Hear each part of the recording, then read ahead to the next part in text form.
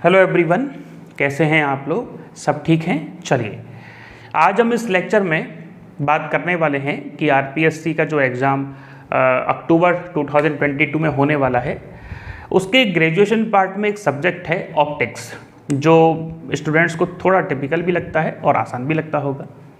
लेकिन हमारा जो आज मेन पर्पज़ है इस लेक्चर को बनाने का, वो ये है कि हम लास्ट ईयर के क्वेश्चन पेपर से, सिलेबस की हेल्प से और कुछ हमारे एक्सपीरियंस से एक ऐसा टॉपिक्स फाइंड आउट करें, कुछ ऐसे टॉपिक फाइंड आउट करें जो अक्टूबर में होने वाले एग्ज़ाम में आने की सबसे ज़्यादा प्रोबेबिलिटी रखते हैं।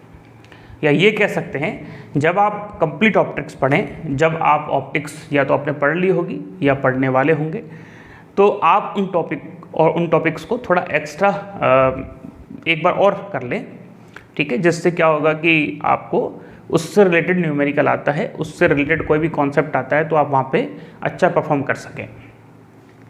ऑप्टिक्स को पढ़ने का सबसे बेहतरीन जो तरीका है वो ये है कि इस सब्जेक्ट को 4 पार्ट्स में डिवाइड किया जा सकता है। और हम क्या कर सकते हैं कि हर एक सब्जेक्ट को पार्ट्स में डिवाइड करके हमारा जो विजुअलाइजेशन है, हमारा जो सोच है, उस ऑप्टिक्स के प्रति ऐसे बना सकते हैं कि पहला पार्ट ये है, दूसरा ये है, तीसरा ये है, चौथा ये है, यहाँ से ये क्वेश्चंस बनते हैं, यहाँ से ये क्वेश्चन बनते हैं, यहाँ से ये क्वेश्चन बनते हैं, इस पार्ट्स में ये टॉपिक है, इस पार्ट्स में ये टॉपिक है। क्योंकि ये सब जब सीक्वेंस में होता है तो हम एग्जाम पेपर को बहुत अच्छे से समझ पाते हैं। जैसे हम आपको बताते हैं, ऑप्टिक्स को 4 पार्ट्स में डिवाइड करना है और है भी। पहला पार्ट है एप्लीकेशन ऑफ द इंटरफेरेंस। पहले इंटरफेरेंस टॉपिक होता था, लेकिन अब ये समझा जाता है कि 12th क्लास की वेव ऑप्टिक्स में आपने इंटरफेरेंस पढ़ लिया है, आपको इंटरफेरेंस के बारे में बेसिक नॉलेज है। इसलिए ऑप्टिक्स ग्रेजुएशन में जो टॉपिक है वो है एप्लीकेशन ऑफ द इंटरफेरेंस। मतलब इसमें कौन कौन से टॉपिक शामिल हैं? Interference due to the thin film, Newton ring, Michelson interferometer और फेब्री-पेरोट एक्सपेरिमेंट। तो ये 4 टॉपिक ऐसे हैं जो एप्लीकेशन ऑफ इंटरफेरेंस के बेस पे या व्यतिकरण की सहायता से हम समझते हैं। दूसरा जो पार्ट है वो है फ्रेजनल डिफ्रैक्शन का। मतलब बेसिकली तो डिफ्रैक्शन, लेकिन फिर भी उसमें टॉपिक है फ्रेजनल डिफ्रैक्शन। और फ्रेजनल डिफ्रैक्शन जो है हम कई सारे तरीके से देखते हैं। सबसे इंपॉर्टेंट जो रहता है, अभी हम बात करेंगे खैर इंपॉर्टेंट टॉपिक्स की, लेकिन फ्रेजनल में एक है हाफ पीरियड जोन। किसी भी प्लेन वेव फ्रंट के कारण किसी पॉइंट पे इंटेंसिटी कैलकुलेट करने के लिए एक्सपेरिमेंट किया जाता है। और इसके अलावा आप सर्कुलर अपर्चर, जिसको हम द्वारक कहते हैं, वृत्ताकार द्वारक, एक होता है वृत्ताकार अवरोधक, ऑब्स्टिकल या डिस्क, ठीक है। एक होता है स्ट्रेट एज, एक सीधी कोर के कारण विवर्तन। ये चारों टॉपिकों को हम रखते हैं फ्रेजनल डिफ्रैक्शन में। उसके बाद एक टॉपिक हम डिस्कस करते हैं फ्राउनहोफर डिफ्रैक्शन, जो हमारा तीसरा पार्ट है। फ्राउनहोफर डिफ्रैक्शन में हम पढ़ते हैं सिंगल स्लिट के कारण डिफ्रैक्शन या Fraunhofer diffraction due to single slit. उसके बाद जब सिंगल स्लिट समझ में आ जाता है तो सेम पैटर्न पे वर्क करता है डबल स्लिट। यदि डबल स्लिट समझ में आता है तो सेम पैटर्न पे वर्क करता है एन स्लिट। और यदि एन स्लिट समझ में आता है तो आपका ग्रेटिंग समझ में आता है। ये कह सकते हैं कि ग्रेटिंग जो है वो एक तरीके से एन स्लिट डिफ्रैक्शन ही है, लेकिन कुछ अलग उसमें बातें हैं जो हमने आपको समझा दी गई। ग्रेटिंग का नंबर निकालना, ग्रेटिंग एलिमेंट निकालना, ग्रेटिंग इक्वेशन के बारे में इंफॉर्मेशन देना, सारी आपको दी गई। तो कहने का सीधा सीधा मतलब ये रहा कि आप, पहला पार्ट कौन सा है? Application of the interference. दूसरा पार्ट कौन सा है? Fresnel diffraction. तीसरा कौन सा है? फ्राउनहोफर डिफ्रैक्शन, जिसमें हमने single slit, double slit, N slit और ग्रेटिंग पढ़ी। अब हम देखते हैं जो अपना आखिरी पार्ट है, 4th part, that is the laser, जिसमें होलोग्राफी भी शामिल है। होलोग्राफी एक छोटा सा टॉपिक है, ज़्यादा मुश्किल नहीं है, केवल हमको बेसिक इन्फॉर्मेशन, थ्योरेटिकल पार्ट ध्यान रखना है। उसमें कोई न्यूमेरिकल या कोई कैलकुलेशन वाला पार्ट नहीं बनता है। हमको ऐसा लगता है कि इन चारों पार्ट्स में यदि आप हमसे पूछो कि सर सबसे इंपॉर्टेंट पार्ट्स कौन सा है, तो जो लेज़र है होलोग्राफी के साथ ये सबसे इंपॉर्टेंट पार्ट है। कैसे सर? देखो, केवल एक एग्जाम ऐसा है 2011 ही ऐसा एग्जाम है जिसमें क्वेश्चंस की जो संख्या है वो लेस देन 6 है। 4 हैं, एक क्वेश्चन ढूंढने पे मिलेगा, 5 क्वेश्चन मिलते हैं, बाकी का 4 ही स्पष्ट रूप से देखने को मिलते हैं। लेकिन बाकी का यदि आप रेशियो देखोगे 2013, 2015 और 2018, इन तीनों ही एग्जाम में आपके ऑप्टिक्स के क्वेश्चन 6 ही आते हैं, ना तो 7 आ रहे हैं ना 5 आ रहे हैं, आपके क्वेश्चन 6 मिलेंगे। ठीक है, अब 6 क्वेश्चंस भी बड़ी अच्छे से डिवाइड किए गए हैं। यदि इस पैटर्न को समझ लिया जाए, वैसे तो हम समझा रहे हैं, अब आपको परेशान नहीं होना, लेकिन इस पैटर्न को समझ लिया जाए तो काम हो जाएगा। इन 6 क्वेश्चंस में से जो हम सबसे इंपॉर्टेंट पार्ट्स आपको बताए वो है लेज़र। मतलब लेज़र एक ऐसा पार्ट है जिसमें से आपके 6 में से 2 क्वेश्चन या 3 क्वेश्चन तक पूछे जाएंगे। ये बात ध्यान रखना, एक होलोग्राफी से आएगा और एक लेजर से आएगा। हालांकि ये भी बात करेंगे कि लेज़र में भी कौन सा टॉपिक इंपॉर्टेंट है जो आपको पढ़ना है, क्योंकि लेज़र जो है 0 से लेकर 100 तक जाओगे तो काफ़ी ज़्यादा उसमें डेफिनेशंस हैं। लेकिन अभी आपको बात करेंगे कि लेज़र में क्या पढ़ना है, आइंस्टीन जो फैक्टर्स हैं उनका रिलेशन है और भी बातें हैं। तो ध्यान रखना 6 क्वेश्चंस में से 2 या 3 क्वेश्चन, बहुत अच्छा आपका भाग्य है यदि आप लकी पर्सन हैं तो आपको 3 क्वेश्चन मिलेंगे, क्योंकि लेज़र पार्ट इजी है बाकी के दूसरों के। और यदि ठीक है नॉर्मल सा भाग्य आपका तो 2 मिलेंगे, माफ़ करना आप बहुत लकी लोग हैं। तो 2 क्वेश्चन जो हैं वो लेज़र में हमको मिलने वाले हैं। चलिए अब हमारी कोशिश है बाकी के 4 क्वेश्चंस को फाइंड आउट करने की। एक क्वेश्चन आपको मिलने वाला है एप्लीकेशन ऑफ द इंटरफेरेंस, और इस बार जो चांसेस हैं काफ़ी अच्छा, ध्यान रखना इसको कभी मत भूलना। न्यूटन रिंग, ये सबसे बेहतरीन कॉन्सेप्ट है, सबसे बेहतरीन टॉपिक है जिससे न्यूमेरिकल लगभग हर एक साल आए हैं। एक साल नहीं आया 4 में से, बाकी का 3 साल आया और इस साल भी आने की बहुत अच्छी प्रोबेबिलिटी रखता है। यदि हम डिटेल में बात करें तो न्यूटन रिंग में कुछ बेसिक हैं, जैसे इसका डायमीटर कैलकुलेट करना, जैसे कंडीशंस निकालना इंटरफेरेंस की for the reflection, for the refraction. इसके अलावा एक टॉपिक और है अपवर्तनांक का, रिफ्रैक्टिव इंडेक्स का, कि यदि ये एक्सपेरिमेंट या जो फिल्म बनती है उस फिल्म का मीडियम बार बार चेंज करता है तो आपको पता है कि हम 1/√μ कर देते हैं। तो ये जो न्यूमेरिकल है ये वाली टाइप काफ़ी इंपॉर्टेंट होती है। तो न्यूटन रिंग में लगभग 4 तरीके की व्यवस्थाएं बनती हैं। पहला, conditions of the interference due to the refraction नहीं, ट्रांसमिशन, माफ़ करना, यहाँ अपवर्तन हम डिस्कस नहीं करते, या तो पारगमन करते हैं या परावर्तन करते हैं। इसके अलावा डायमीटर और इफेक्ट ऑफ रिफ्रैक्टिव इंडेक्स, अपवर्तनांक का प्रभाव, और इसी का ही जो व्यास है उसी की कई सारी एप्लीकेशन पढ़ते हैं, जैसे वेवलेंथ निकालना, वो सारा भी इसी में ही आता है, आपको याद होगा वेवलेंथ निकालने का फॉर्मूला। इसी के ही सब पार्ट हैं, बहुत ज़्यादा मुश्किल नहीं है ये सफ़र आपका। ऑप्टिक्स तो बहुत आसान है, ठीक है, कुछ इस तरीके से फॉर्मूले आते हैं आपके। तो बेसिकली तो 3 ही टॉपिक हुए, डायमीटर, कंडीशंस और म्यू वाला। इसके अलावा हम बात करें, एक क्वेश्चन यहाँ से आएगा, यदि इसके अलावा क्वेश्चन बनता है तो ध्यान रखना थिन फिल्म किससे बनेगा, थिन फिल्म से, क्योंकि 2018 में माइकलसन आ चुका है। ठीक है, माइकलसन इंटरफेरोमीटर 2018 में आ चुका है। और थिन फिल्म यदि समझ में आएगा तो देखो सीधा सीधा बात है, आप ये मत समझना सर दोनों इंपॉर्टेंट टॉपिक, दोनों बड़े टॉपिक तो आपने दे दिए। थिन फिल्म समझ में आ रहा है तो न्यूटन वलय आएगा, थिन फिल्म नहीं आएगा तो न्यूटन वलय भी नहीं आएगा, सीधा सीधा खेल चलता है। थिन फिल्म समझ में आएगा तो न्यूटन वलय समझ में आएगा, न्यूटन रिंग समझ में आएगा तो माइकलसन समझ में आएगा। एक ही कंडीशन से तीनों होते हैं। यदि आपको ये डिटेल में पढ़ना है, हालांकि इसके हम लेक्चर आपको प्रोवाइड कर देंगे यूट्यूब पे, आप देखें, और बाकी के स्टूडेंट्स अंदर तो पूरा है, लेकिन थिन फिल्म यदि आप करते हो तो बाकी के सारे कॉन्सेप्ट खुद ब खुद क्लियर हो जाते हैं। इसके अलावा एक छोटा सा टॉपिक है फेब्री पेरोट एक्सपेरिमेंट, अब तक उसका क्वेश्चन नहीं आया है। तो एक यदि पैटर्न देखोगे तो हर बार एक नया टॉपिक उसमें डाल रहा है, तो एक लास्ट में आप जरूर इसको पढ़ के जाएं। हालांकि न्यूटन रिंग सबसे इंपॉर्टेंट है, उसके बाद हमारी प्रायोरिटी थिन फिल्म पे है।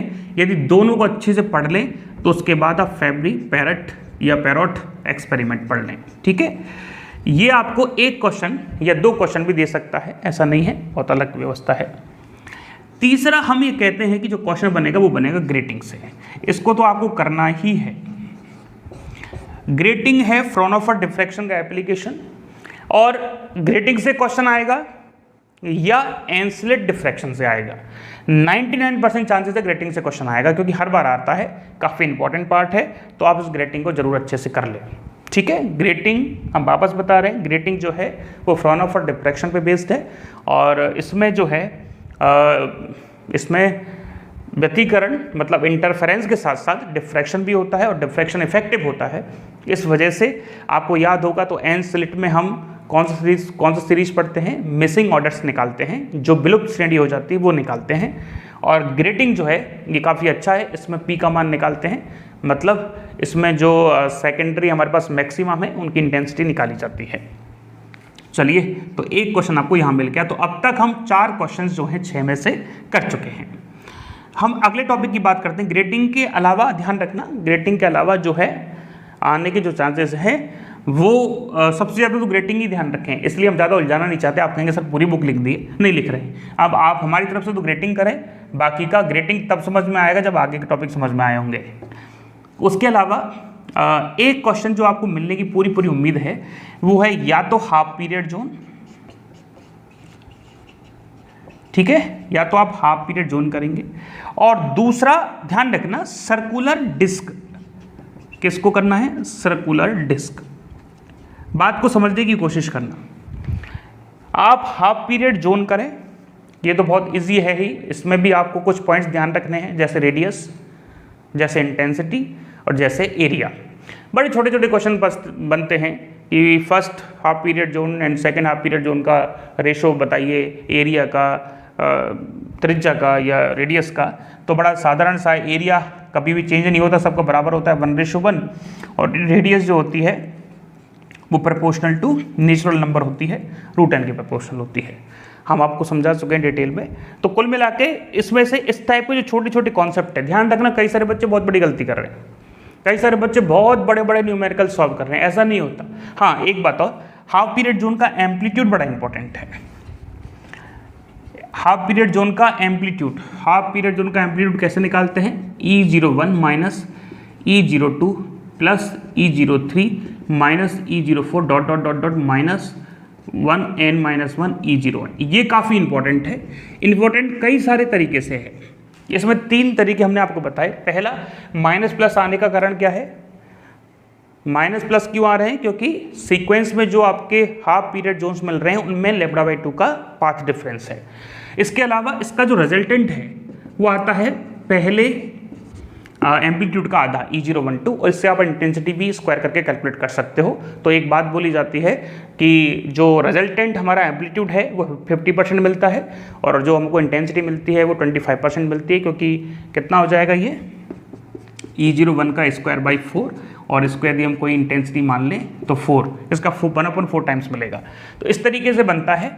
दूसरा, कभी कभार 2 हाफ पीरियड जोन आ रहे हैं, तो सोचो 2 हाफ पीरियड जोन आएंगे, बाकी के नहीं आएंगे, तो क्या होगा?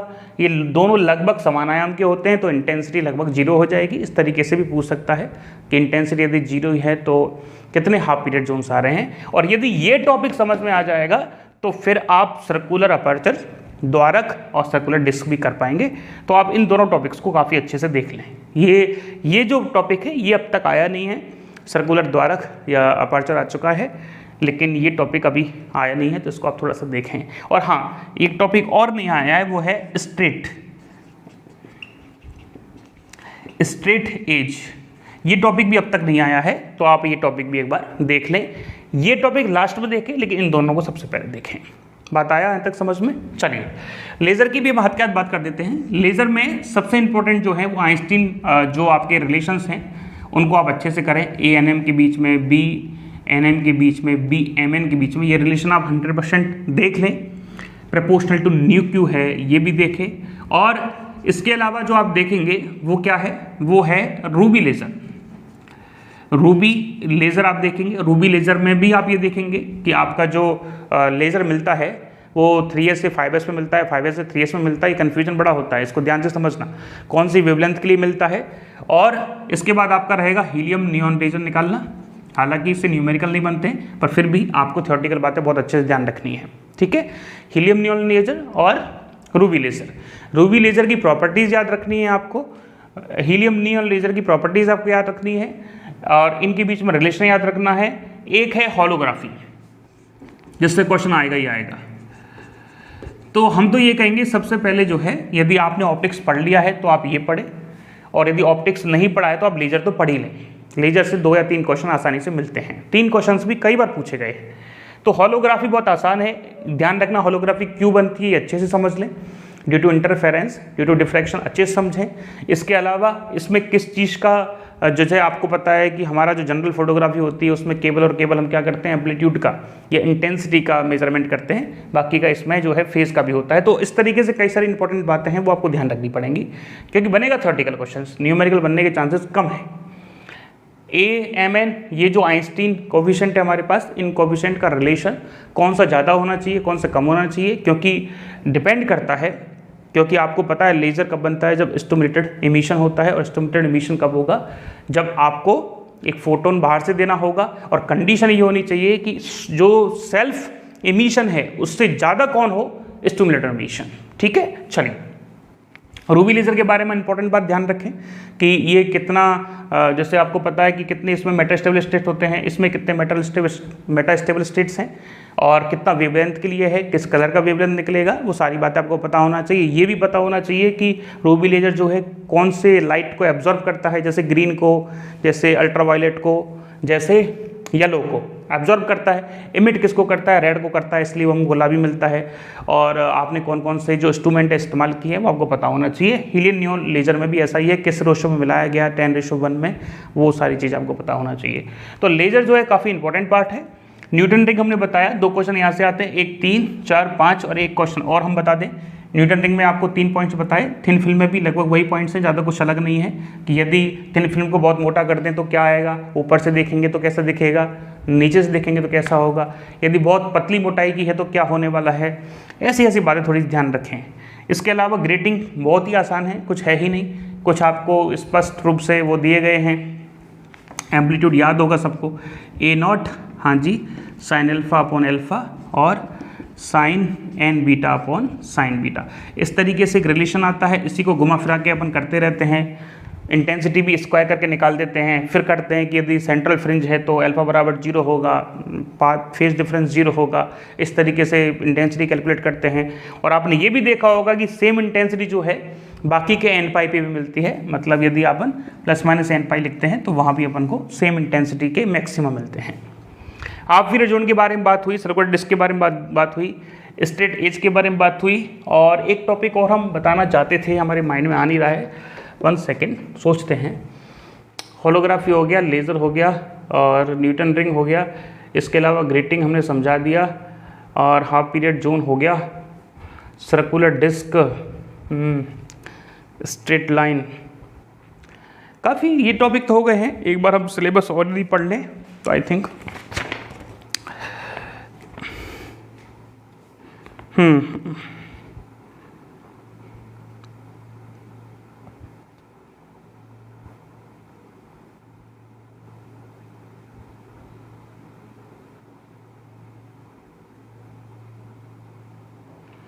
ठीक है, यही टॉपिक हैं, आप इनको बहुत अच्छे से करें। देखो ज़्यादा तो आप पूरा पढ़ते रहें, ऐसा कुछ इश्यू है नहीं, और अब ने यहाँ पे दे ही दी हैं, ठीक है, तो आप यही टॉपिक पढ़ें, ज़्यादा परेशान ना हो। अब है ही नहीं तो क्या करें, ये 3 जो टॉपिक हैं इनमें से या तो एक आएगा या 2 आ जाएंगे, तो इन टॉपिकों को आप अच्छे से देख लें। ऐसा मत समझना कि आप कुछ दिन बाद ये वीडियो पकड़ लो कि सर पेपर में तो ऐसा आया ही नहीं, ये लास्ट ईयर के क्वेश्चन पेपर को देख के लगाया जाने वाला आइडिया है और कुछ नहीं है, ठीक है। बाकी का आप और भी कुछ पढ़ सकते हो, पूरा पढ़ना चाहिए लेकिन इन टॉपिकों को अच्छे से देखना चाहिए। बात आया समझ में या नहीं आया?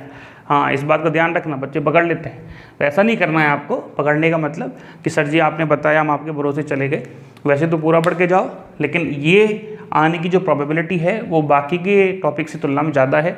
और इसमें एक पॉपुलेशन इन्वर्जन वाला कॉन्सेप्ट भी है, ध्यान रखना, पॉपुलेशन इन्वर्जन वाला कॉन्सेप्ट भी अच्छे से पढ़ना। और एक टॉपिक और है इसमें, पंपिंग, ठीक है, तो पता होना चाहिए कि रूबी लेज़र में ऑप्टिकल पंपिंग होती है, हीलियम नियॉन लेज़र में इलेक्ट्रिकल पंपिंग होती है, वो पता होना चाहिए।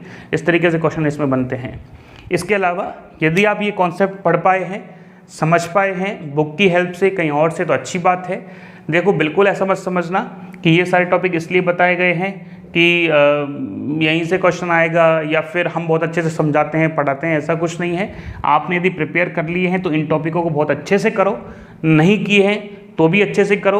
यदि कोई कहता है कि सर मेरे को तो समझ में नहीं आते हैं, तो देखो बात ऐसा है, बड़ा सिंपल सा है। Less than 6, okay.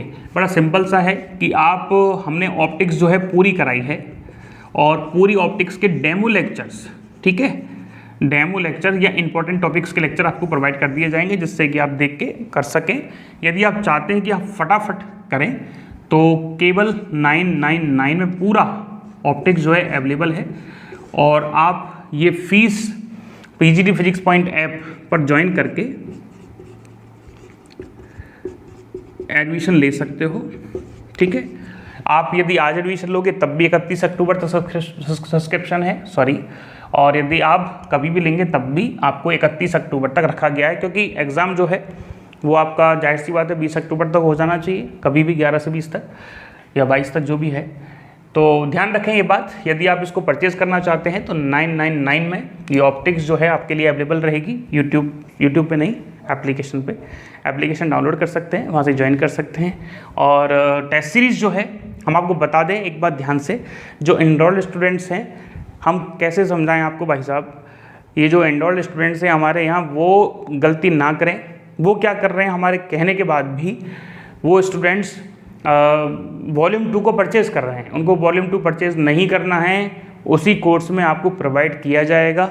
कुछ ऐसे डॉक्यूमेंट हैं, फीस रिसिप्ट वगैरह वो आपको भेजनी होगी, बाकी का वही वॉल्यूम 2 जो है वो आपको कोर्स के साथ ही दिया जा रहा है, आपको परचेज़ नहीं करना है। आप समझ रहे हैं सर परचेज़ कर रहे हैं, आपको क्या दिक्कत है, हमको फ़ीस वापस करना पड़ता है, ये समस्या है, फिर हमारा जो पूरा शीट है, जो हमारा कैलकुलेशन है, पूरा गड़बड़ा जाता है। तो आपसे हम रिक्वेस्ट करना चाहते हैं, वैसे तो हम कह चुके हैं, एक बार और कहेंगे अभी, जो इनरोल्ड स्टूडेंट्स हैं, चाहे वो बीएससी में हैं, चाहे वो 11th-12th में हैं, चाहे वो कंप्लीट कोर्स में हैं, ये तीनों कैटेगरी वाले लोग फुल लेंथ टेस्ट सीरीज और वॉल्यूम 1 और वॉल्यूम 2 दोनों को परचेज़ ना करें। उनको परचेज़ नहीं करना है, उनको इनबिल्ट दिया गया है। और दोनों जो सीरीज़ हैं, जो बाहर का स्टूडेंट्स हैं, वॉल्यूम 1 और वॉल्यूम 2 मिला के केवल 1500 के आसपास का रहेगा, शायद आप देख लेंगे 799 और 699, तो 700 और 800, हाँ 1500 के आसपास का हो रहा है। और इस 1500 में पूरा 1100 क्वेश्चंस का पहले है वॉल्यूम 1 और करीबन 1200-1300 क्वेश्चंस का भी है, तो करीबन ये हमको 2300 क्वेश्चन का पूरा सीरीज प्रोवाइड हो रहा है वॉल्यूम 1 और वॉल्यूम 2। और हमारे एनरोल्ड बैच वाले जो स्टूडेंट हैं वो एक भी परचेज ना करें। Thank you so much for listening me, thank you.